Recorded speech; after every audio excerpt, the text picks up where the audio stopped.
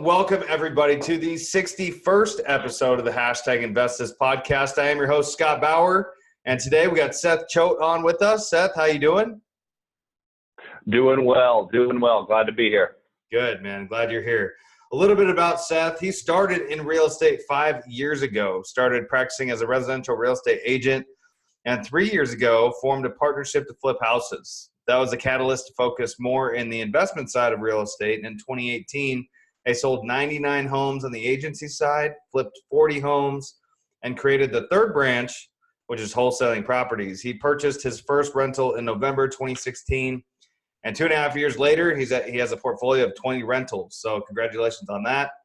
The real driving force of the business is to generate wealth, which is amazing. So that's a lot to lead up to the call here, Seth. Why don't you give the listeners a little bit more about your background and what you're focused on now?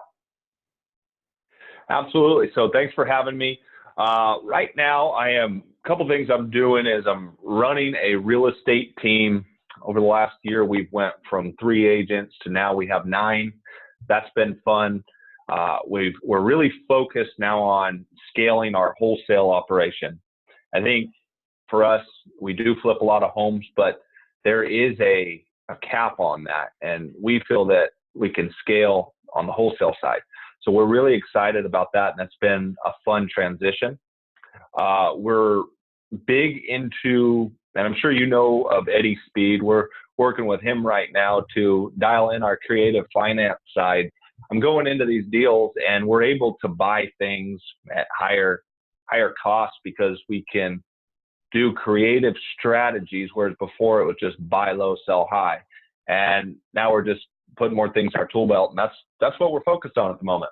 That's awesome. Matter of fact, I'll be in Houston this weekend, or the end of the month, for his one of his classes. It's kind of the same thing. I've been talking to Eddie for a while, and he's just a genius, right? So that's super important. What specific market in California? You're in California, I know that. It's the Central Valley of California. So we're based out of Turlock. That's about an hour south of Sacramento. Okay. And is the brokerage, do you own the brokerage, or are you an agent with KW? Is that right? No, I run a real estate team. The firm out here is called PMZ Real Estate. Okay. It's the largest firm for our area, but it's strictly in this area. Okay. Do you spend a lot of time more on you went from 3 to 9 agents on the retail side. Is that all in the retail side, or is it split up with both the investment? So our model's slightly different than what you'll see some other investor businesses run. I have my team go out, and our model is that they're going to present everybody with a cash offer, and at the same exact time, they will present them with an option to list the home and what steps it would take to get it ready to hit the market. So we don't pivot one way or the other. We're going to give them several different options. So our wholesale team is actually realtors. Okay. And that makes sense. Do you ever run into issues because they're two different sides of things, right? Is there a conflict of interest there that you've run into or not so much? Well, one of the challenges I thought I was going to have, and actually we haven't, is that I was concerned most of my agents were going to try to list stuff, but we focus heavily on the investment side. That's our whole business. And then if we happen to list something, great. So the whole energy that's driven through the business, all that I talk about and everything is on the investment side. So that's what they're trained to look for. And it's allowed us to go out and identify properties. And if you can, our spreads are much larger when we wholesale a property. So they're excited. They get fatter, bigger commissions, less disclosures. So there's a motivation to do that. But if that doesn't work, they're happy to go and make an extra $4,000 or $5,000 listing a property. Right. Absolutely. And that probably allows you to do more deals, giving that option. So, that's pretty cool that you're able to do both. And is the broker concerned? Did you have to get them on board, or did they kind of know about the wholesale side of things from the get-go? And I'm really asking for the listeners out there because some of them might be, trying to make a transition, or maybe they have a broker that doesn't really understand wholesaling. And so was that a challenge for you? Well, I have a really innovative broker. This guy is next level. He owns several businesses. So I approached him with complete transparency about what I was doing. And he completely understood, respected it, knew I was going to do it, knew if it didn't work with him that I would probably go elsewhere.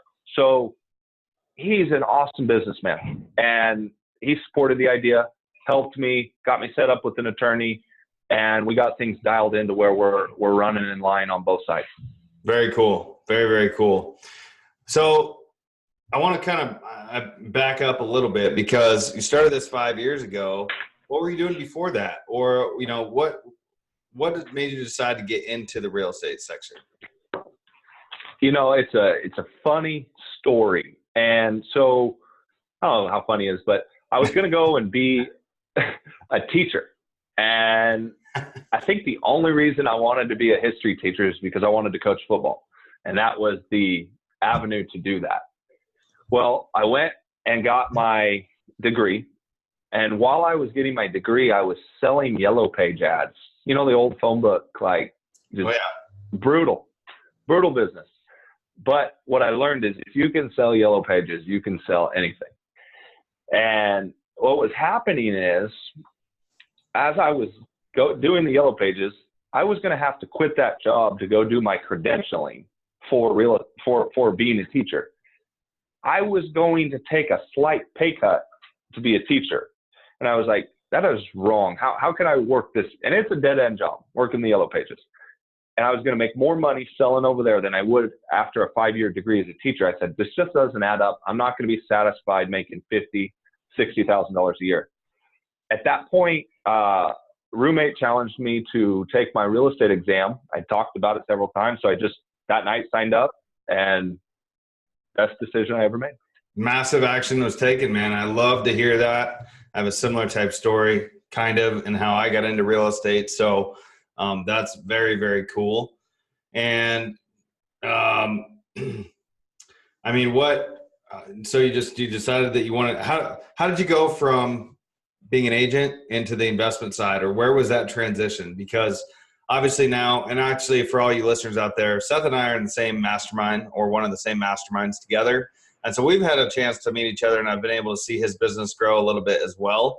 But it's always intriguing and interesting to me how you kind of, other investors learn to make that transition, right? Because I started as an agent and then made the transition.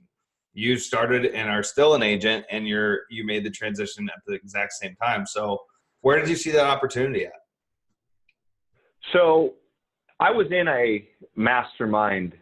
I had just joined a mastermind. It was really cool. It was called GoBundance. And it was several different entrepreneurs. I was actually in their mentorship program, because to be in that, you had to have a net worth of $1 million. I did not, but I wanted to be around those guys. Yep. So I went to a couple of their events, and there was this guy that I met with, and he ends up being my partner today. And he could just blow the phones up and make the phones ring. And I was like, you know what? I need that for my business. Because I went from 13 deals to 26 deals to 50 deals. But I'm just banging my head against the wall, just grinding. And I'm like, there's got to be another way. So I had heard about this guy. And through several different ways, somehow he was connecting in my life through podcasts or this and that. And I go, this is a sign. I call this guy up. I kind of make up that I'm doing a lot of business. I really wasn't, but I made it sound like I was a lot more important than I was. He's like, all right, fly out to see me. I flew out to Atlanta. I met with him. My wife and I were getting married. He had this deal. He goes, I will market for you for 4 months. Your phone will blow up with leads, but it's going to cost you $50,000. I didn't have $50,000. And I called my wife. I was like, hey, do you trust me? She goes, oh, well, that's never a good sign. And we were getting married in 2 months, and we'd saved $25,000 for our wedding. And I spent that on marketing. I negotiated with the guy I said, hey, I don't know you. I'm not going to give you all $50,000 right now. I'm going to pay half up front, half later. And so I just kind of scrambled and backed into this thing because I just wanted to take a shot at something. And it turned into an awesome partnership today to where I had no idea. I thought I was going to get real estate leads. Then we started getting distressed house in it. So I was like, what am I going to do with these? And it turned into, we started flipping properties, and we went from 1 to 2 to today. We have 11 right now that we're working on. I mean, and I just fell into something. I just took action, and it's been one of the best decisions I ever made. That's very cool, man. Love to hear that. It's just crazy how the stories all work together, right? I mean, man, congratulations for that. What would you say the biggest obstacle that you've had to jump through so far has been?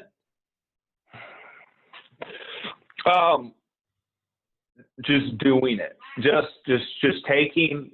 So you're never going to understand everything.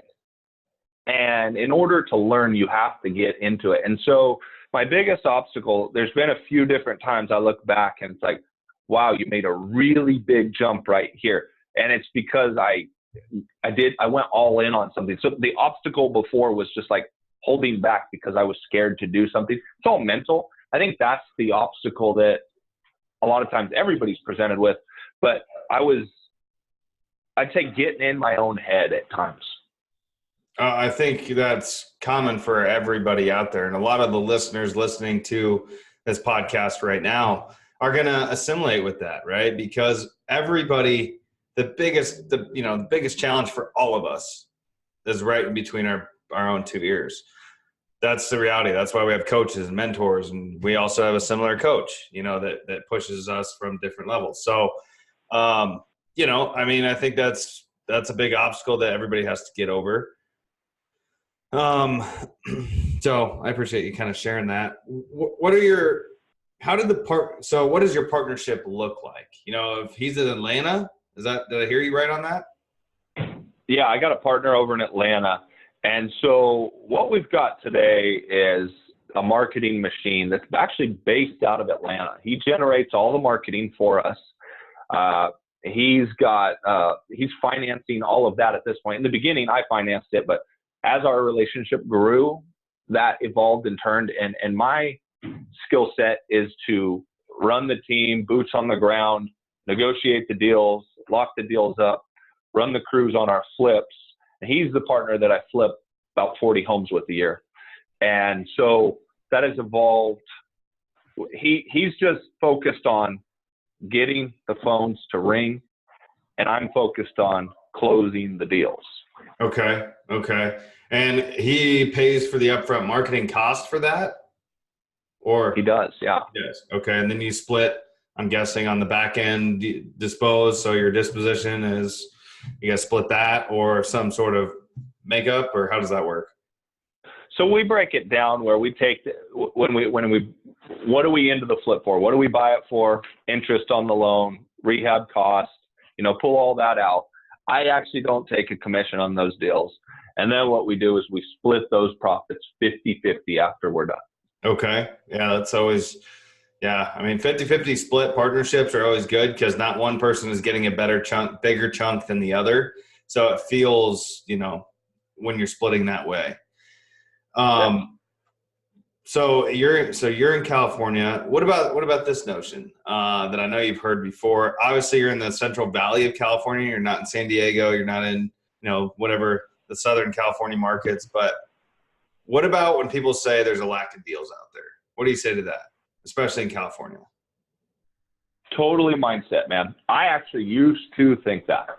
And I used to be that guy saying that every once in a while. But then I happened to meet like 6 or 7 dudes in Phoenix that are all competing against each other, you included, and you guys are all cranking out a bunch of deals. It is just absolutely mindset. There's so many opportunities out there. I've had people tell me, there's no rentals in California. It doesn't make sense to buy a rental. Well, I have 20 rentals in California, and they all cash flow incredibly by the 1% rule. Like, how did I do it if they're not there? It's just a complete mindset. Yep. And it's just interesting to always talk, to people from California. I actually just got off the phone. The person before I got on this call. She's living in San Diego, California, talking about how expensive it is. Her kids can't even move out of their house because of how expensive it is to rent something, let alone buy something. And that there's just no inventory out there, and the taxes are so high, and yada, yada, yada, yada, yada. But you're living proof that the abundance mentality is really the way that you need to look at things, right? 100%, 100%. And then, I mean, people are like, well, it's so expensive. Well, I get a bigger commission. Like it's okay. That's true. It all is relative, right? So, and we kind of got off this track, but going back to the marketing side, what do you feel like is the best and most profitable marketing channel? I know that's not what you're doing directly, but I'm sure you have some influence and then some understanding about what's working and what's not. So what do you feel like is working for you guys? We have a pay-per-click channel that is crushing it. Okay. And we've set up with a vendor that's fantastic. And I consider them, they're a vendor, but they play the game like a partner, and they're fully invested, and they really are wanting us to have massive success. And so that was something I was very hesitant to get into, but thanks to the mastermind we are in, that allowed me to get connected with this group, and we're having excellent success. Awesome. Awesome. Is it somebody that I know? GeoFlip. Yeah, I was just going to say, are they out of Phoenix? So, yeah. So, I know both of those guys. Qasim actually was just on the podcast. He released his episode today. Qasim's been a good friend of mine for a while. Bill Bro has been a good friend of mine for a while. So, and that's, yeah, I mean, they're phenomenal people. Those are some smart dudes. I mean, I don't understand that stuff, so I leave it to them, but very impressed with what they're doing. Yeah, absolutely. I feel the same way. What, are you just in single family? Are you also doing, you mentioned that you got a 5-plex. Are you doing other assets other than single family? So we'll focus on generally one to 4 units. That happened to pop up. That 5 units that I took down happened to pop up, but we're not going anything larger than that unless it just smacks us in the face. We're going to stick with single family, duplex, triplex, and 4-plex. Yeah. You know, I own a couple of those here in Phoenix, and they're cash cows. I mean, they're great. They're phenomenal deals. I have one under contract as we speak, but I think I'm going to sell it. It would probably be a pretty good deal, especially if you leverage it. That's the cool thing about, about these deals is when they're leveraged, now all of a sudden your cash flow gets that much greater. So, yes, it's been one of those things where we flip or wholesale the single families, and I've been cherry picking and keeping the multifamily because the cash flow on those is really nice. Absolutely. What about, what do you think about going to other markets? You know, obviously you're in a good market. Do you feel like you're going to transfer outside of California, Central California, or do you think you're going to stay right there? So we recently scaled down into about an hour and a half south of us, but it's almost an identical market. We're based out of Modesto, which is, and then there's a city down hour and a half south of us called Fresno. Price point's very similar, same job base, same everything. So it was almost an identical move.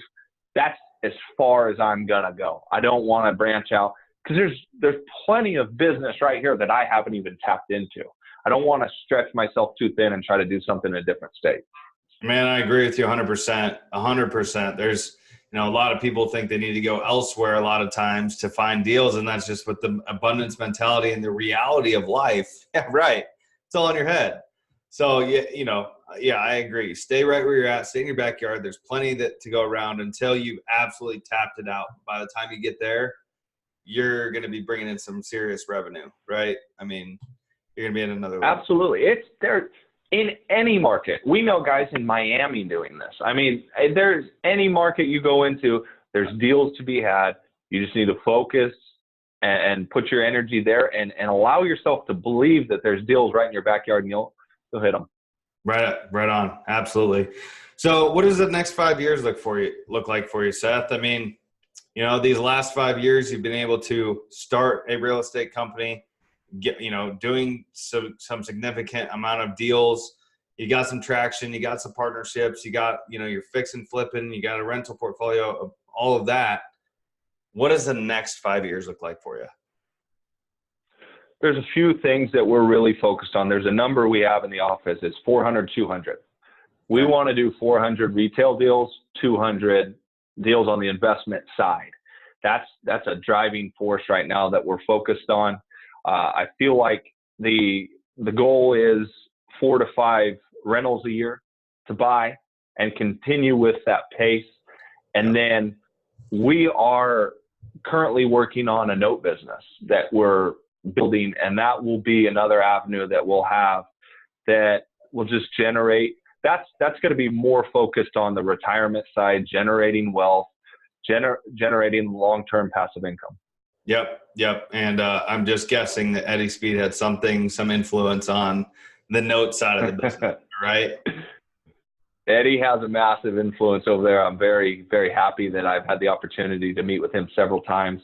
And so we're focused on putting that together because there's a lot of opportunities in that space. Yeah, I think you're right. I'm excited to dive more into that myself. So anyways, we're getting close here on time. Are you ready for a lightning round?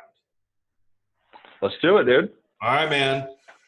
Let's start it off. What is your hashtag invest this tip to keep our listeners moving forward? If you could give them one. Yeah. So I was thinking about this for a while, and my thing is understand where you are and swing for the fences and go for it. A lot of times people get set and they're scared to make a move. They're in a job that makes $50,000, $60,000, $70,000 a year, but that's boring and they're not satisfied, but they're scared to leave that because they're going to lose that. And in reality, they could go get that job again tomorrow. So the worst that could happen is if they swing for the fences and mess up and it doesn't work out, they're right back there. The best that could happen is they transform their life and they do something that's amazing that sets their kids up, their grandkids up, everything. And so for me, and I've done this several times, it's just burn the boats, go for it, swing for the fences. Amen, man. Appreciate that tip. That's huge. All the listeners out there, make sure you take that to heart. Go crush it. What about your favorite book or a book that's had a massive impact on your life or business? What is it? And what is the advice? Relentless by Tim Grover. Relentless. There's a lot of times, yes, I love that book. It's the first book I read twice, and I read it back to back. And what I took away from that was so important is, this, we work a lot and we grind. And then there's a lot of people out there that are like, dude, you're working too much. Dude, you're working too much. And this book allows you to understand it's okay to be unbalanced at times. Now, family is one of the most important things to me. There's times, though, where I've got to be all in grinding on business and I'm working 14 hours a day. And it's okay to be that way. There's the people who say that you have to be balanced and you've got to be perfect everywhere. It's because they're not good at something, and that's the way they make themselves feel better. That book is phenomenal and shows you that the people that are truly great at their craft are absolutely obsessed with what they do. Yeah, man, I couldn't agree more. I think that you're on the right path. I didn't mention at the top of the call, but Seth has just had a baby boy, right? Austin? Baby girl. I'm sorry. And just about to turn 1, right? Yep, we're setting up for her first birthday. So, that's an exciting time. And obviously, family and this relationship you have with your family is very important. But in all reality, especially in California and especially in a lot of different areas, you're going to have tension in your family if you don't have steady income coming in. I mean, that's the reality of it. That we live in the U.S., that's the reality of it. So, I would agree. You have to – I work a lot. But I enjoy what I do, and I am relentless in what it is, and I know you are as well. So thanks for sharing that. Who has given you the best advice, and what has that advice been? One of my first mentors, his name's Daniel Del Real. I got into the business. He actually works for the same brokerage I do. He crushes it. He absolutely crushes it. And when I sat down with him, he told me, he goes, Seth, who cares what others are doing? Do not focus on anyone else and live within your means. You go by and you see all these people out here and they've got a brand new car. They drive a Mercedes and they do 6 deals a year.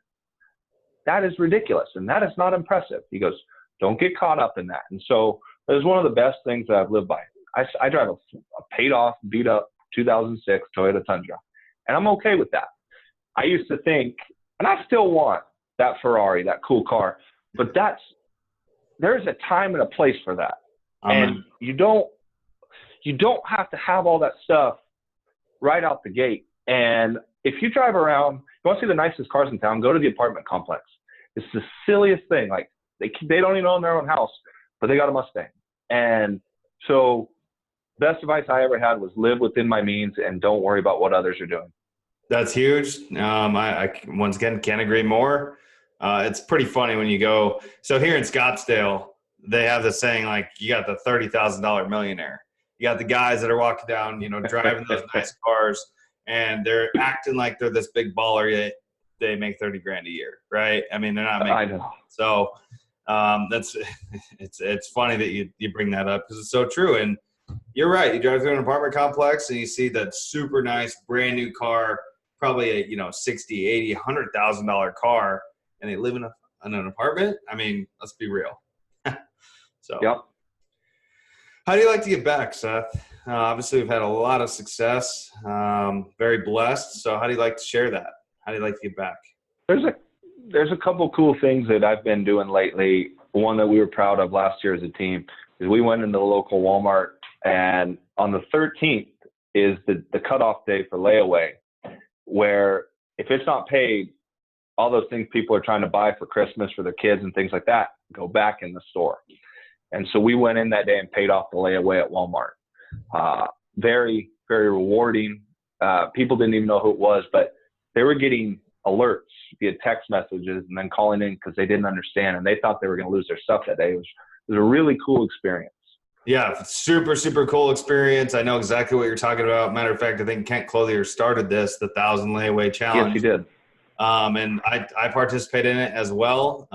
We been going to Toys R Us, but I think that they're closed down now, so that's not going to go. We're going to have to find a new store. Maybe Walmart's a new one, but thank you for doing that. I know that those families really appreciate it, and it's a really good deed. So where can the listeners find you? If they want to learn more about you, Seth, they got deals in California that they want to send your way. They want to pick your brain about what it is that you're doing. If they just want to call you or find out more about you, where do they find you at? I'd say the best place to reach out to me would be Instagram. That's probably the platform I use the most for social media. You can type in my name, Seth Choate. Seth S. Choate is my handle on there. Facebook I'm available on too. And then I believe you have my email. I'd be happy to send that out, Seth@thechoategroup.com, if you want to put a link there. Yep. We're going to make sure to include all of that information into the show notes for the listeners. If they want to get in touch with you, they can.